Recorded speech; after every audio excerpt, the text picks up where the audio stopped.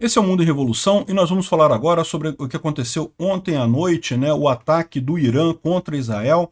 É um ataque bastante preocupante, é algo que pode mudar a geopolítica mundial, pode determinar uma terceira guerra mundial. Não necessariamente, tá, gente? Eu não sei se isso vai descambar do jeito que estão falando, mas é uma possibilidade. Então vamos entender o que houve direitinho de ontem para hoje. Mais uma vez, aqui no Ancapso eu vou focar na repercussão disso para o Brasil. Lá no meu canal Mundo em Revolução eu vou fazer um vídeo sobre Israel hoje, detalhando exatamente esses aspectos todos, em muito mais detalhes. Eu tenho feito lá no Mundo em Revolução, o meu outro canal, acompanhamentos diários, tanto da guerra da Ucrânia quanto da guerra de Israel. Então lá eu vou fazer um detalhamento muito maior. Aqui eu vou falar sobre os eventos de forma mais simplificada, mais resumida. O que eu vou focar aqui é nos desdobramentos disso para o Brasil, que sim, são bastante significativos e infelizmente não são positivos, né? Essas notícias foram sugeridas por Peter não tem dó de Rousseff, Lula tá querendo dar golpe em 2026 e várias outras pessoas. Obrigado aí ao pessoal que sugeriu notícias lá no nosso site, no visãolibertaria.com, e obrigado a você que está assistindo o nosso vídeo. Se você gosta do nosso conteúdo, por favor, deixe o seu like, se inscreva aqui no canal, né? Pois bem, então ontem foi um dia bastante importante, bastante significativo, né? A gente sabe que é a primeira vez, o Irã sempre teve uma querela com Israel, sempre brigou com Israel, mas nunca tinha feito um ataque direto, né? O Irã, ele financia grupos terroristas ali na região de Israel, financia o Hamas, financia os Houthis no Iêmen, financia o Hezbollah no Líbano, financia outros grupos na Síria e no Iraque, mas nunca diretamente havia atacado Israel. Ontem isso mudou, houve um primeiro ataque do Irã contra Israel, né, e foi um ataque bastante significativo. Curiosamente, foi um ataque que seguiu o padrão que os russos fazem na Ucrânia, né? Um ataque com grande número de drones e mísseis ao mesmo tempo, é o chamado ataque de saturação. O pessoal sabe que Israel tem uma defesa antiaérea muito boa, então você tenta saturar essa defesa antiaérea, você manda um monte de coisa ao mesmo tempo, sabendo que a maior parte vai ser derrubada, mas um ou outro conseguem atingir ainda o alvo, né? Então dá para ver aqui o mapa do Live UA Map, que é um sistema ucraniano de acompanhamento de guerras que foi criado para o acompanhamento da guerra da Ucrânia, mas que hoje faz esse acompanhamento de várias zonas de conflito no mundo, né? E dá para ver aqui que foi realmente um dia movimentado ontem à noite. Eu fiz uma live, eu vou botar o link da live aqui, mas eu sei que a live tem 2 horas de duração, né, quase 3 horas de duração, na verdade, em que a gente ficou vendo esses eventos todos acontecerem ao vivo, mas a maior parte das pessoas não tem tempo de ficar vendo 3 horas de vídeo, então eu vou fazer um resumo do que aconteceu aqui, né? Bom, qual que é a história? Vocês sabem que desde o evento do dia 7 de outubro do ano passado, em que o Hamas fez ataques aqui contra Israel, Israel tem feito uma campanha para eliminar o Hamas aqui na faixa de Gaza, né? Então a campanha está indo muito bem, o Hamas está sendo totalmente destruído ali, e o Hamas ele é financiado pelo Irã, né? Não só o Hamas, como também o Hezbollah, que aqui no sul do Líbano também ataca muito Israel aqui pelo norte. São as duas grandes frentes de batalha que Israel tem neste momento, é a faixa de Gaza, ou tinha antes do dia de ontem, né, a faixa de Gaza e o sul do Líbano, aqui o norte de Israel com o Hezbollah. Os dois são financiados pelo regime dos ayatolás lá no Irã, né? Recentemente, Israel saiu da faixa de Gaza. Se você reparar aqui, toda essa área aqui tinha sido ocupada por Israel, aqui Khan Yunis também, coisa e tal. Agora não, Israel ficou só numa beiradinha aqui, próximo do muro, né? E também nessa região aqui, que é chamada Corredor de Netzarim, que é essa região aqui. Israel só ficou nessas posições, liberou todo o resto da faixa de Gaza. E muita gente não sabia por quê. Talvez porque justamente queria focar agora no inimigo principal, que é o Irã, né? Ou seja, o Irã é a origem do problema do Hamas, é a origem do problema do Hezbollah. Israel pode invadir a faixa de Gaza, acabar com o Hamas, pode invadir o Líbano, acabar com o Hezbollah. Em algum tempo, o Irã vai construir novos grupos terroristas ali na região de novo e o problema vai voltar. A origem do problema é o Irã, né? E, bom, o que aconteceu? No dia 1º de abril de 2024, alguns dizem que foi no dia 31 de março, 1º de abril, enfim, nesse momento, Israel bombardeou, não é a embaixada do Irã na Síria não, tá? É um prédio ao lado da embaixada do Irã na Síria, em Damasco, né? Aqui em Damasco, nessa região aqui, você tinha o prédio da Damasco na Síria, né? Você tinha o prédio da Embaixada do Irã, do lado tinha um prédio que foi alugado pela Embaixada também, mas não fazia parte da Embaixada, então não era uma zona protegida diplomaticamente. De qualquer forma, ali era o sistema de controle da Guarda Revolucionária Islâmica do Irã. E essa Guarda Revolucionária Islâmica é um corpo militar paralelo ao exército do Irã, né? Quando os ayatolás tomaram o controle do Irã lá em 1979, os ayatolás não confiavam no exército, né? O exército podia ser contra eles, podia acabar dando um golpe, tirando eles do poder. Então eles criaram uma outra unidade, uma outra força, que é justamente a Guarda Revolucionária Islâmica, que hoje em dia é maior do que o exército do Irã, é maior do que as Forças Armadas do Irã, e é uma estrutura paralela. O Irã tem duas forças armadas, duas forças aéreas, duas marinhas, dois exércitos, tudo duplicado, né? O exército oficial, digamos assim, e o exército da Guarda Revolucionária Islâmica, né? Então, essa Guarda Revolucionária Islâmica é quem mantém esses grupos terroristas que atacam Israel, quem mantém o Hezbollah, quem mantém o Hamas, quem mantém os Houthis no Iêmen, quem mantém uma série de outros grupos ali no Iraque, também na Síria, tem uma série de outros grupos financiados pelo Irã, né? E bom, por que Israel atingiu esse prédio? Porque sabia que lá estava o Mohammad Reza Zahed, que foi justamente esse mané aqui, que é o chefe da Guarda Revolucionária Islâmica. Para quem não lembra, o chefe era o Qassem Soleimani, que foi morto pelos Estados Unidos lá em 2020 pelo Trump, né? Então o Trump mandou um ataque de drone que matou o Qassem Soleimani. Esse cara aqui era o substituto dele, o cara que tomou ali a coisa. E ele que tinha determinado o ataque, ele era o arquiteto do dia 7 de outubro, né? Do ataque do Hamas contra Israel. Então, Israel visou esse prédio, matou vários outros oficiais iranianos envolvidos nesse ataque, nesse terrorismo contra Israel, né? Então, o que aconteceu foi isso. Foi um ataque determinado justamente no contexto do 7 de outubro de 2023 que Israel fez esse ataque. Só que aí o Irã ficou chateado, o Ayatollah ficou todo chateadinho com isso, prometeu uma resposta e coisa e tal, prometeu destruir Israel, aquele negócio todo, então falou que faria isso, e o que a gente viu ontem foi justamente essa, digamos, revanche do Irã contra Israel por conta da morte desse mané aqui do Reza alguma coisa, né? Enfim, já estava passando um tempo, isso foi no início de abril, né? Então agora que eles fizeram esse ataque, no dia 13 de abril, e fizeram um ataque com vários drones e mísseis. Aqui tem a imagem de vários mísseis iranianos que foram derrubados no meio do caminho. Aqui tem uma imagem que vai ficar certamente marcante dessa guerra. Al-Aqsa, né, a mesquita lá do Domo da Rocha, ali, aquela região sagrada ali de Jerusalém, sendo bombardeada com mísseis e drones iranianos.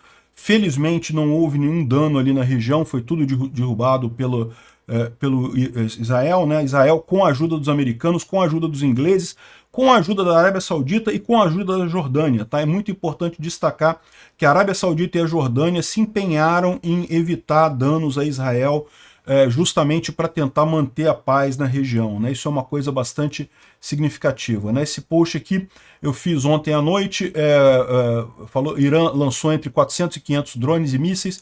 Na verdade, o número correto é entre 200 e 300 drones e mísseis, mais precisamente 185 drones, 110 mísseis balísticos e 36 mísseis de cruzeiro. A maior parte deles foi derrubada pela defesa antiaérea de Israel, inclusive Israel comemorou, viu que a capacidade de destruição foi muito maior do que eles esperavam, a defesa antiaérea foi muito mais efetiva do que eles esperavam. Houve alguns mísseis iranianos que atingiram áreas no deserto de Negev, sem nenhuma coisa por perto, e houve também a base israelense de Nevatim, que foi atingida. Essa base fica aqui ao lado de Beersheba, aqui, ó, nessa região aqui, Beersheba aqui, Nevatim é essa base israelense aqui, né? Houve danos na base, tá? Mas os danos não foram significativos. O próprio Israel mostrou alguns vídeos aqui de aviões que continuam a pousar e decolar dessa área de Nevatim. ou seja, a base continua operacional ali na região, apesar dos danos que aconteceram. Enfim, não foram danos significativos que aconteceram contra Israel. Inclusive, muita gente acredita que isso foi um ataque telegrafado, como eles chamam, né? Foi a mesma coisa que aconteceu com o Qassem Soleimani. Quando os Estados Unidos mataram Qassem Soleimani, o Irã prometeu vingança, disse que ia destruir os Estados Unidos e não sei o que lá, não sei o que lá.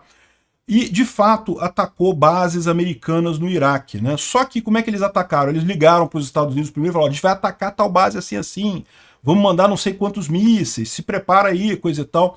De forma que nenhum americano foi ferido, nada de valor foi destruído, né? Os americanos tiraram tudo que tinha de valor dessas bases, tiraram soldados americanos de lá. Então, quando o míssil iraniano atingiu, não matou ninguém, mas isso era o interesse do Irã, porque o Irã só queria poder dizer para o povo iraniano: olha, destruímos as bases americanas e não sei o que lá, fazer a propaganda deles. Não queriam comprar briga com os americanos, eles sabem que não tem condições de comprar. A mesma coisa aparentemente fizeram com Israel, foi um ataque telegrafado. Avisaram: vão ser não sei quantos mísseis, não sei quantos drones, vão visar essa cidade. Então Israel tirou tudo dali, então acabou que os danos foram mínimos. Não teve nenhum grande problema nisso daí, né? E os Estados Unidos estão querendo que Israel faça o mesmo que os Estados Unidos fez na época. Ignora, deixa para lá aqui, ó. O Biden teria dito para o Netanyahu que, como o ataque iraniano foi uma falha, causou problemas mínimos, Israel deveria aceitar a vitória e não retaliar contra o Irã. Então, os Estados Unidos querem que Israel não retalie contra o Irã por motivos óbvios, porque sabe que isso iria escalar as tensões lá. Por outro lado, Israel tem agora uma oportunidade única. Por quê? Porque Israel sabe que o grande problema da região é o Irã, né? Ou seja, não adianta Israel acabar com Hamas, acabar com Hezbollah, acabar com os Houthis. Isso vai ser criado de novo. O Irã vai criar de novo. O problema, a origem do problema é o Irã. Então Israel tem uma oportunidade única agora de retaliar o Irã. E além de destruir ou de talvez enfraquecer o regime dos ayatolás, pode também tentar destruir o programa nuclear do Irã, que é um grande risco para Israel, né? Israel não ataca o Irã diretamente, porque isso seria visto como a iniciação de agressão. Mas agora não, agora é uma resposta. Israel pode agora, como está respondendo a um ataque iraniano, um ataque direto do Irã, fazer alguma coisa com relação ao programa nuclear iraniano, que tem aqui algumas reatores de pesquisa, plantas nucleares e plantas de enriquecimento de urânio, enfim, tem um monte de coisa aqui. Pode ser que Israel aproveite essa situação para resolver esses dois problemas. Primeiro, para atacar a Guarda Revolucionária do Irã no Irã e para atacar o programa nuclear do Irã, que é uma grande ameaça contra Israel, né? O que vai acontecer, a gente não sabe. Vamos aguardar. Israel falou em responder em 24 horas. 24 horas não deu ainda, vai dar hoje à noite, né? Então, como eu falei para vocês, por volta da 1h da tarde eu devo liberar o meu vídeo de Israel de hoje, com mais detalhes lá no canal Mundo em Revolução, e hoje à tarde também tem uma live lá no canal Mundo em Revolução, uma live que eu costumo fazer toda semana para fazer o resumo dos acontecimentos na semana, mas conforme fosse Israel estiver respondendo, a gente vai também acompanhar essa resposta do lado de Israel lá no canal Mundo em Revolução. Não deixe de acompanhar os vídeos lá, eu vou deixar um link para o canal aqui, né? Bom, e aqui a gente começa a falar sobre o problema de forma mais ampla para o Brasil. Por quê? Israel pode retaliar o Irã. E a Rússia já falou que se Israel ou os Estados Unidos retaliarem o Irã, a Rússia vai se alinhar ao Irã. A Rússia já está alinhada ao Irã há muito tempo, né? A Rússia usa os drones Shahed iranianos contra a Ucrânia o tempo todo. Já tem uma cooperação enorme entre Rússia e Irã nessa história. Dois países que são outcasts do mundo, né, o Irã, a Rússia e a Coreia do Norte, estão se ajudando mutuamente porque a Rússia está afundando, né? A Rússia está chegando no nível do Irã, da Coreia do Norte, coisa e tal, de desgraça econômica completa. E ela falou que vai formalmente se aliar ao Irã, ou seja, o que a gente está vendo acontecer aqui vai ser justamente a formalização dos lados dessa guerra. Esses lados já existem hoje, tá? A Rússia, o Irã e a Coreia do Norte já estão num acordo, mas o que a gente vai ver é isso se tornando algo formal. E do outro lado, também você vai ter os aliados já se formando, a Europa, Estados Unidos, e curiosamente parece que a China, né, teve essa entrevista de um especialista chinês lá na The Economist, em que ele fala justamente por que a Rússia vai perder a guerra com a Ucrânia, e como foi um grande erro a Rússia, essa ideia da Rússia de invadir a Ucrânia e coisa e tal. E muita gente está vendo isso daqui, esse cara é do governo chinês, então muita gente está vendo isso como uma sinalização do governo chinês de que nessa bagunça toda a China não vai se alinhar à Rússia, não vai ficar do lado do Ocidente, porque a China sabe que essa guerra vai ter um lado vitorioso, claro, não tem outra possibilidade, né? Então, a China vai ficar do lado dos Estados Unidos, vai ficar do lado da Europa, e aí, meu amigo, sabe qual que é o problema no final das contas? É a América Latina. O Gustavo Petro, da Colômbia, já falou que a culpa é dos Estados Unidos porque está apoiando o genocídio israelense, não sei o que lá, e botou o mundo no fogo. Ou seja, a Colômbia, que sempre foi um aliado americano, diga-se de passagem, elegeu um presidente esquerdista por algum motivo que eu não consigo entender, e agora esse presidente esquerdista arrisca jogar a Colômbia do lado errado dessa guerra, né? A Colômbia não tem um peso militar significativo, mas é mais um ponto de influência aqui no Brasil e me leva ao ponto que mais me preocupa. Essa daqui foi a nota do Itamaraty sobre o ocorrido ontem, né? O governo brasileiro acompanha com grave preocupação relato de envios de drones e mísseis do Irã em direção a Israel, deixando em alerta os países vizinhos como a Jordânia e a Síria. Desde o início do conflito, o governo brasileiro vem alertando para o potencial destrutivo. Ou seja, eles estão falando, olha, a culpa é de Israel por ter entrado em Gaza.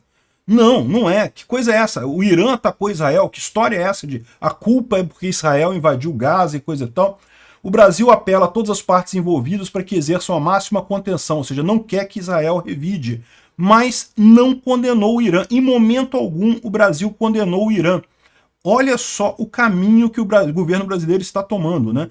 Olha a gravidade da galera da isentosfera de São Paulo, do Rio, de Minas, que jogou a gente no colo do Lula, né? Porque foi culpa desse pessoal. Não foi o Nordeste. O Nordeste sempre votou mais à esquerda, mas se você pegar a votação do Nordeste em 2022, eles votaram mais em Bolsonaro do que tinham votado em 2018. Então a culpa não foi do Nordeste, a culpa foi de São Paulo, do Rio de Janeiro e de Minas Gerais. Dos idiotas das isentosfera aqui, dos Henrique Meirelles da vida, dos MBL da vida, que falam, não, Bolsonaro fala grosso, vamos votar no Lula, o Lula vai ser um democrata. E botaram a gente sentado no colo de um ditador de esquerda que vai alinhar a gente com o lado errado dessa guerra. É o que vai acontecer daqui para frente. Tá aqui o pessoal já falando isso aqui, já lembrando no exterior também, que o Lula é um dos apoiadores do Irã, o Lula sempre teve uma simpatia pelo regime teocrático do Irã, um absurdo isso daí. E até a Rede Globo aqui, a nossa mídia também está totalmente vendida também. Olha a manchete do G1, depois eles corrigiram, tá? Isso aqui é um print que depois eles corrigiram, né? Israel lança dezenas de drones para atacar Israel. Olha a manchete desse pessoal. Olha o buraco em que esse povinho da isentosfera jogou a gente. Podia ter votado no Bolsonaro, sabia que Bolsonaro... Não é perfeito, não. Eu tenho um monte de crítica com o Bolsonaro. Mas Bolsonaro é muito melhor do que Lula. Olha o buraco em que a gente foi colocado. Por quê? Bolsonaro certamente não ia ficar contra Israel. Bolsonaro certamente nesse alinhamento ia ficar do lado certo. E agora, meu amigo, tá arriscado a gente ficar do lado errado dessa guerra. Não vai ser fácil, não. Obrigado por assistir o vídeo até o final. Além de curtir, compartilhar e se inscrever no canal, considere se tornar patrocinador com valores a partir de R$ 1,99. Clique no botão Seja Membro abaixo para saber as condições e vantagens de patrocinar o canal. Mais informações sobre o nosso projeto, visite nossos sites indicados na tela.